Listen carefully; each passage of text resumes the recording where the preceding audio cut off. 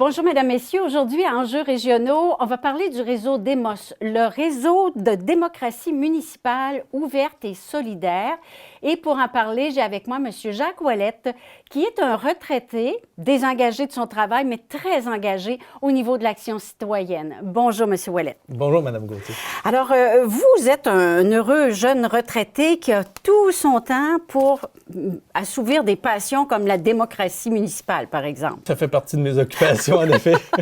Sinon, Oui. attachons-nous à vous connaître un peu. Il y a peut-être des gens, ça fait 10 ans que vous êtes en Gaspésie, il y a peut-être des gens qui ne vous connaissent pas encore. Vous êtes issu de quel milieu et de quelle région? Je suis retraité de la foresterie. Je suis un technicien forestier à la retraite.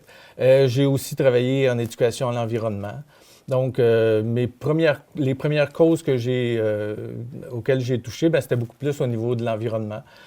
Mais ça m'a amené rapidement vers la démocratie, parce que les deux sont vraiment liés. Qu'est-ce qui vous a amené à ça? Vous étiez au travail et vous disiez, si je peux arrêter de travailler, je vais donner du temps à cette cause-là. C'est beaucoup plus la naissance de mes petits-enfants.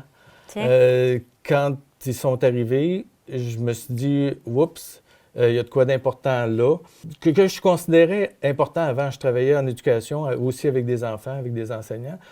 Mais je me suis rendu compte que j'avais un devoir envers ces générations-là qui s'en venaient, qui montaient, qui n'étaient pas responsables de tout ce qu'ils allaient vivre, de tout ce qu'on leur laissait en héritage. Puis là, j'ai dit, bon, ben OK, pour eux autres, parce que, évidemment, mes petits-enfants, c'est juste un échantillon de tous les enfants. Bien sûr. Ils méritent qu'on se rende responsable de l'héritage qu'on leur laisse. Alors, vous y travaillez d'arrache-pied, vous faites partie de plusieurs organisations. Aujourd'hui, on va parler de DEMOS, qui est le réseau de démocratie municipale ouverte et solidaire. Expliquez-nous ce que ça fait, cet organisme-là. D'abord, est-ce que c'est un organisme indépendant qui a sa charte, son conseil d'administration? C'est un organisme citoyen qui n'a pas de charte, qui n'a pas de CA. C'est un organisme qui n'a même pas d'existence légale. C'est un regroupement de personnes volontaires et bénévoles qui existe quand même depuis maintenant 3 ans. Ça n'a pas été un feu de paille.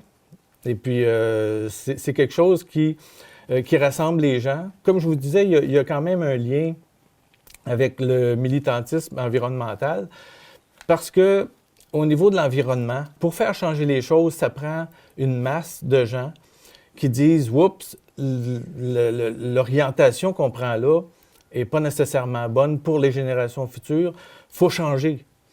Mais ça prend des gens pour ça. Et on change pourquoi aussi? Il faut réfléchir à ce que l'on veut. Hein? Donc, ça prend du débat. Ça prend aussi du débat et des décisions populaires pour s'entendre et dire à nos élus, bien maintenant, il y a des choses qui doivent changer.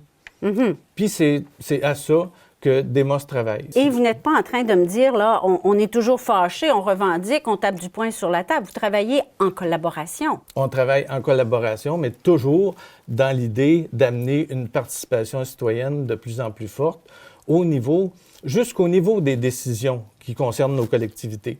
Puis c'est dans ce sens-là que, oui, on travaille avec des élus.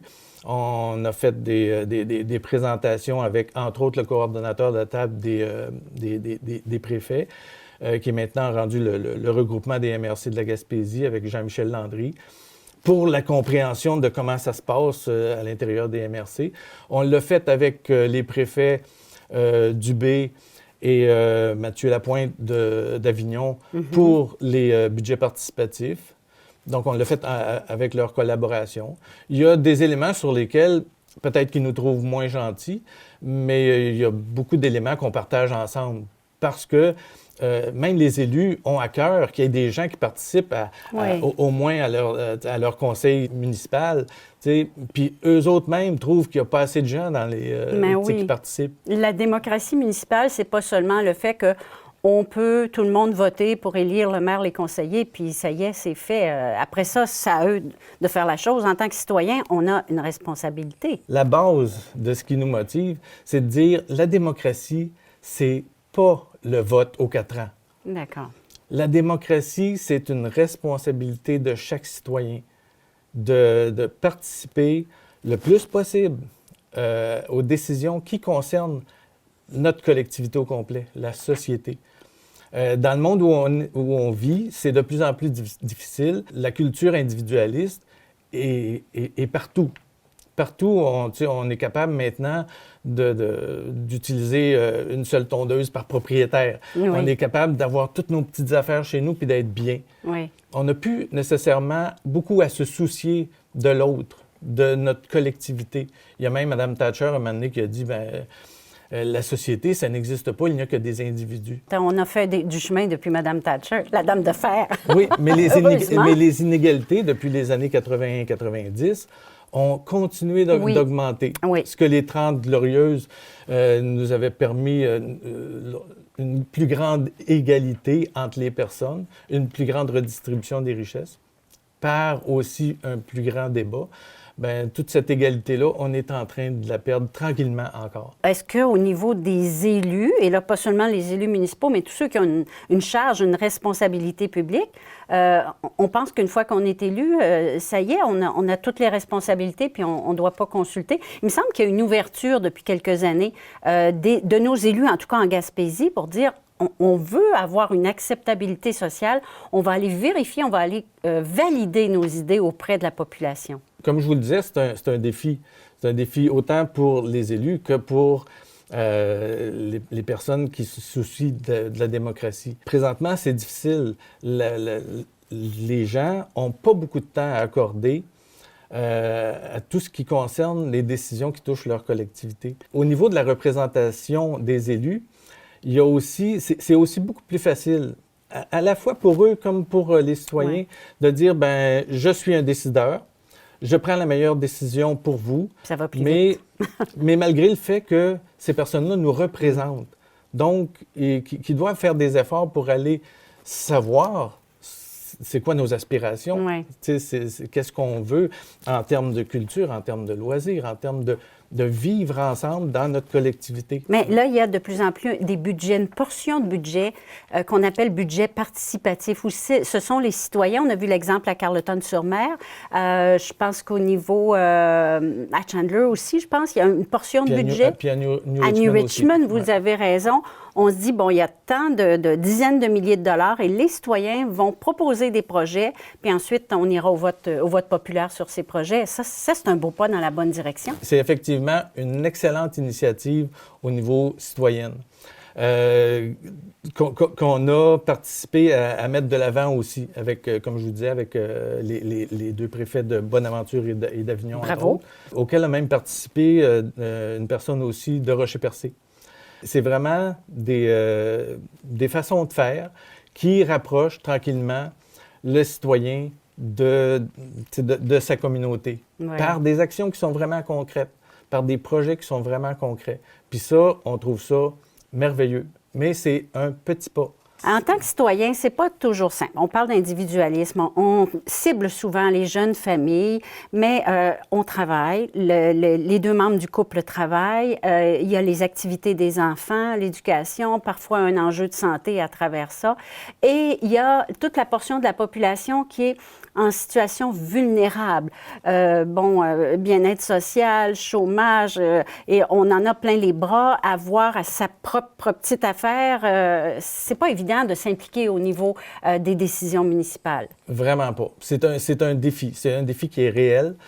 Et puis, ce qu'on peut y voir avec l'ensemble des technologies, avec l'ensemble de ce qui peut être mis à la disposition des gens et pour se rapprocher d'eux, et puis pour les informer de ce qui se passe dans leur collectivité, tout ce qui est technologie, sondage à distance, tout ça, ça pourrait donner des pistes d'aide. On est tous pris dans cette frénésie de notre vie. Oui. Mm-hmm. Ah oui. Puis même moi, tu sais, je m'embarque, puis pour Demos, j'ai un peu de temps, mais j'ai pas tout mon temps. Ça reste un défi, mais sur lequel on peut travailler. Il y a des solutions qui peuvent exister pour faciliter. Il y a des municipalités qui, de plus en plus, vont offrir, lors des soirs de conseil, la possibilité de garder des enfants sur place. D'accord. La possibilité de faire les rencontres un peu plus tôt. Oui. Le fait de filmer les rencontres municipales à la maison, on peut écouter aussi, on peut visionner ça et se faire une idée sur les dossiers. Ah oui, ah oui. Pour pouvoir être informé puis intervenir avec un bon jugement Oui. au niveau des décisions qui sont prises, puis qui nous concernent. Là. Ou alors, au niveau de votre réseau, le réseau Demos, vous avez développé divers outils, justement, pour aider les gens à s'informer. Vous avez en main un petit papier là, pour aider les gens à comprendre comment ça fonctionne, la politique municipale, et comment ils peuvent s'impliquer. Ce document-là, qui s'appelle la politique municipale, c'est un document qui a été fait par une membre du réseau Demos elle l'a fait pour elle, mais en pensant aux autres, pour savoir un peu comment interagir avec le monde de la gouvernance municipale. Quand on va dans une réunion de conseil, qu'est-ce qui se passe? C'est quoi le langage qui est utilisé? Un avis de motion, ça veut dire quoi, ça? Mais oui. C'est des choses comme ça. Le réseau Demos fait aussi fait des conférences, comme je vous disais tantôt, avec des gens du milieu. Il y a eu une conférence avec Jonathan Durand-Folco qui portait beaucoup plus sur la démocratie et le municipalisme en général. Toutes nos rencontres, il y a des points d'échange, de lecture qu'on fait pour augmenter notre niveau de compétences en démocratie puis en participation. Il y a tout ça. Vous avez une page Facebook où on peut s'informer, oui. Parce que notre mission, c'est premièrement de stimuler un engagement, donc de sensibiliser la population à l'effet de dire, bien, regardez, il y a quelque chose qui peut être différent dans notre rapport à la collectivité, le rapport avec le pouvoir municipal.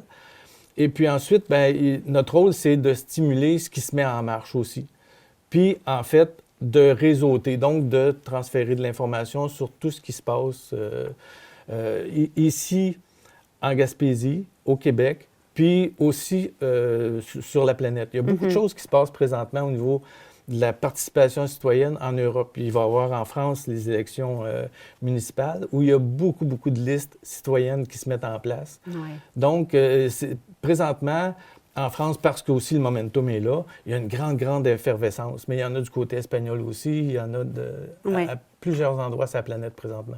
Alors, c'est propre au monde occidental ou vous avez vérifié ailleurs aussi? Bien, je sais qu'en Europe, ça bouge beaucoup. Ils font énormément de choses avec les médias sociaux, entre autres, avec la réalité virtuelle. Bon, ils font participer les gens. Là. Oui. Bien, présentement, ça bouge. Puis moi, ce que je trouve personnellement très intéressant, c'est que même dans le réseau Demos, qui est à peu près unique au Québec, là, on s'entend, il y a eu aussi le réseau d'action municipale qui est parti dans le coin de Montréal un moment donné, puis semble-t-il qu'il n'y a plus beaucoup d'énergie à mettre là-dessus.